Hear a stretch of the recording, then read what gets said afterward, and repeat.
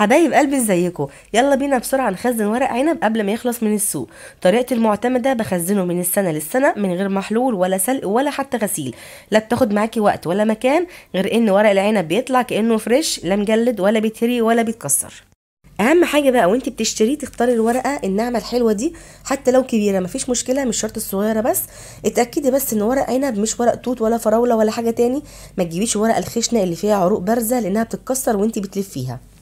طبعا انا جبت كميه كبيره علشان اخزنها، بس هشتغل معاكم في كميه صغيره عشان اوريكم هخزنها ازاي. اول حاجه قسمت الورق الموجوده عندي لثلاث مقاسات. الورق الصغير هنعمل منه الصباع الصغير، الورقه الوسط هنعمل منها الصباع الكبير، الورقه الكبيره هنقسمها نصين ونعمل منها صباعين عشان ما يبقاش طويل قوي وشكله مش حلو. اول حاجه قصقصت العيدان بالشكل ده بالمقص بقى او بايدك واحده واحده زي ما انت عايزه. اهم حاجه ما ترميش العيدان دي، هنشيلها في كيس صغير كده معاها في الفريزر، ولما نيجي بقى نطلع المحشي دوت ونعمله هترصيها في الحله كده من تحت، هتديله مزازه وطعم خطير جدا. زي ما اتفقنا مفيش غسيل خالص لورق العنب قبل التخزين. اول طريقه للتخزين هلفه جوه الاسترتش رول بالشكل ده.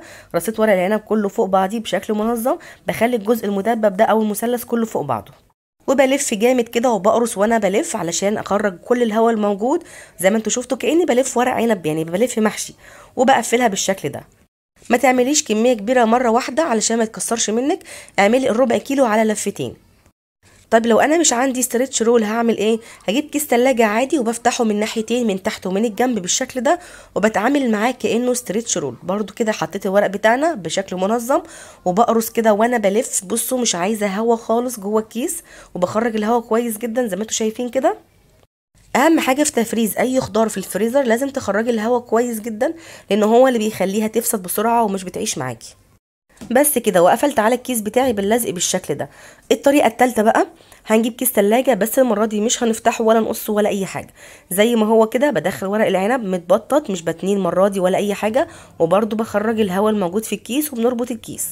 شايفين بقى ما شاء الله؟ لو انت بقى عندك 10 كيلو هتعمليهم في وقت قياسي جدا، لا غسلنا بقى ولا سلقنا ولا اي حاجه خالص. يقعد معاكي من السنه للسنه واكتر كمان.